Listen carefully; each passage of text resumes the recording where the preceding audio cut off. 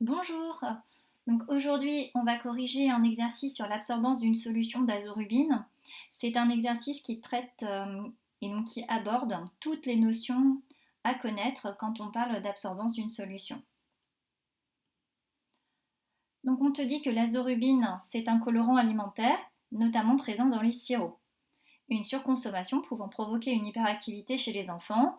La dose journalière admissible, DGA, elle est fixée à 4 mg par kg et par jour. Et on te donne la masse molaire de l'azorubine, donc de 502 g par mol. La première question, c'est de justifier la couleur d'une solution d'azorubine. Donc pour ça, tu as le spectre d'absorption de l'azorubine. Et la méthode, c'est toujours la même.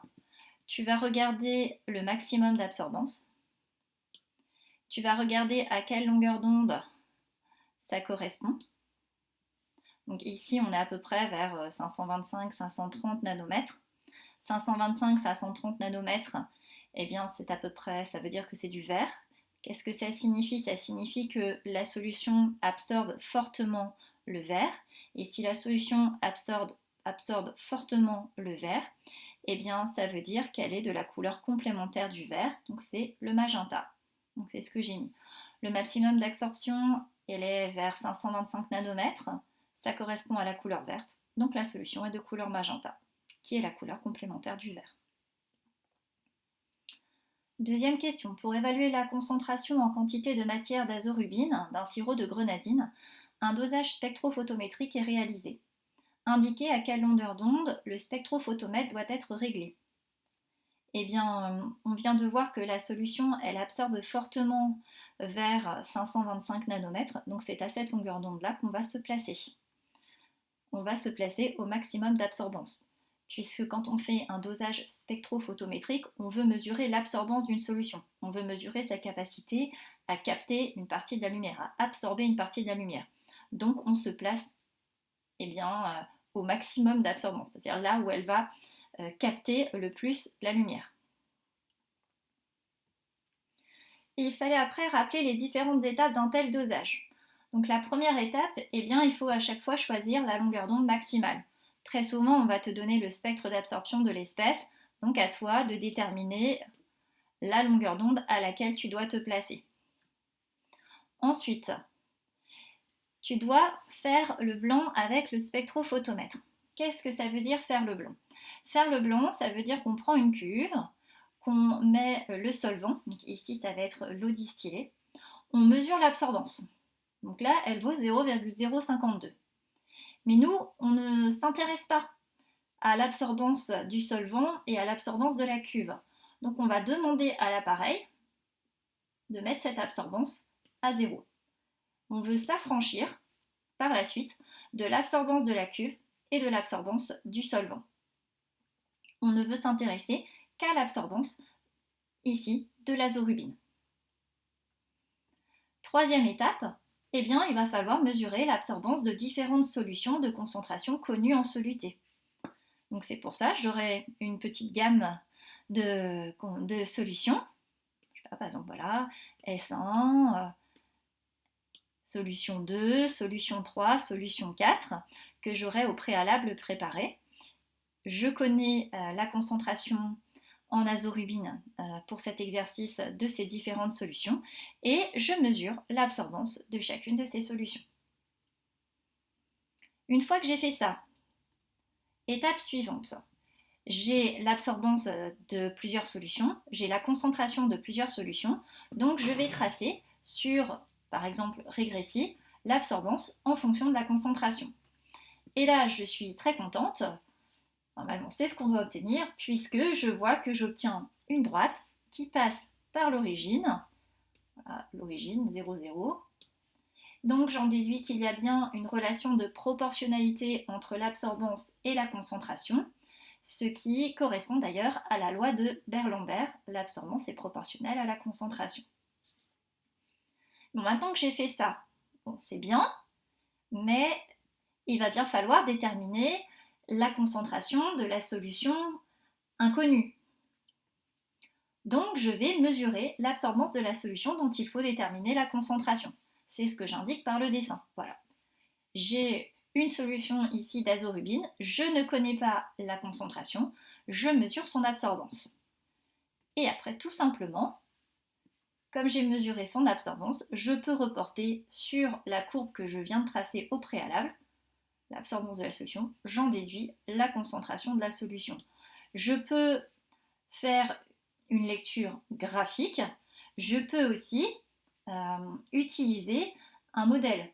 Si j'ai déterminé l'absorbance, c'est égal à K fois la concentration.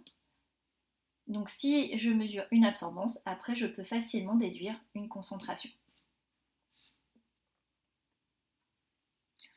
Alors, c'est ce qui a été fait ici. Donc on a obtenu ici l'absorbance en fonction de la concentration. Donc on est avec de l'azorubine. Et on veut déterminer la concentration en azorubine dans le sirop de grenadine. Et on nous dit l'absorbance du sirop étant trop élevée, il est nécessaire de le diluer 5 fois. Donc c'est ce qu'on a fait, on dilue 5 fois le sirop et on mesure la solution, l'absorbance de la solution. Et là on trouve 0,15. Donc on nous demande de déterminer la concentration en quantité de matière C diluée en azorubine de la solution diluée, puis la concentration en quantité de matière C sirop du sirop non dilué. Donc on va faire comme on a fait. Eh bien, on voit qu'on a une absorbance qui est à 0,15. Ça va correspondre à une concentration. Donc la concentration en quantité de matière en azorubine de la solution diluée. Donc la concentration en quantité de matière de la solution diluée, eh bien, je trouve à peu près 23 micromoles par litre. Donc j'ai répondu à une partie de la question. Et puis il faut déterminer la concentration en quantité de matière du sirop non dilué. Alors je sais que le facteur de dilution il est de 5. Eh bien ça signifie que la concentration en quantité de matière de sirop non dilué, c'est 5 fois la concentration en quantité de matière en azorubine de la solution diluée. Donc 5 fois 23, ça fait 116 micromoles par litre, donc à peu près 1,2 fois 10 puissance 2 micromoles par litre. Alors pour les calculs, après, puisqu'on va avoir besoin de cette concentration, j'ai gardé le 116 micromoles par litre.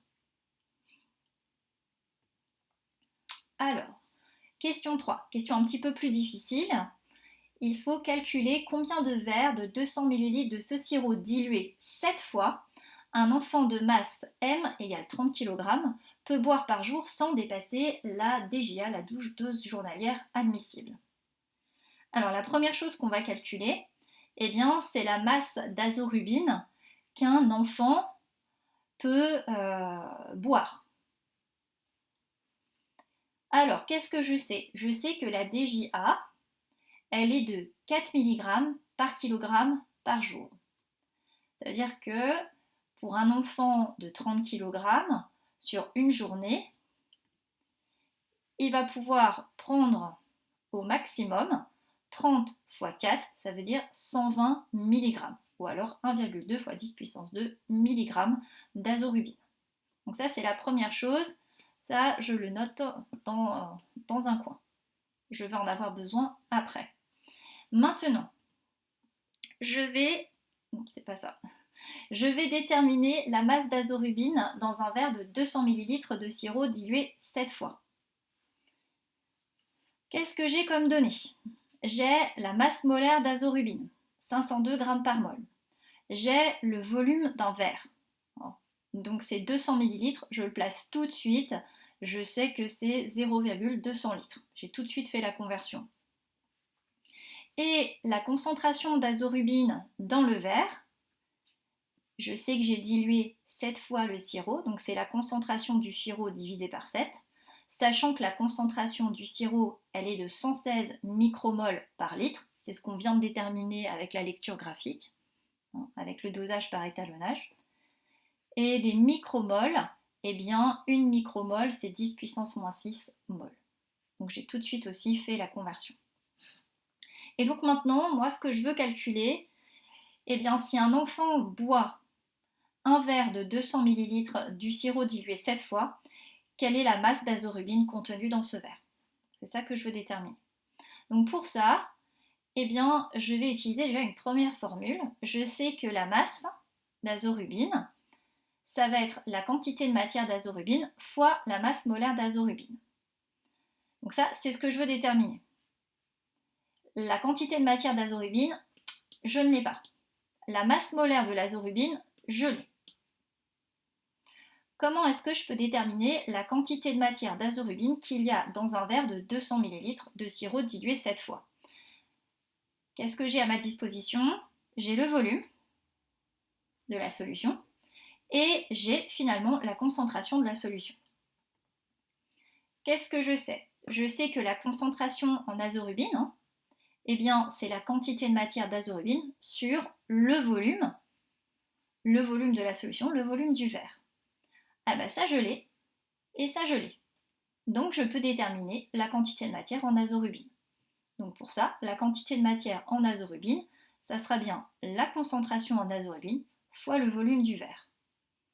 Et maintenant, ceci, hop, je vais le mettre ici.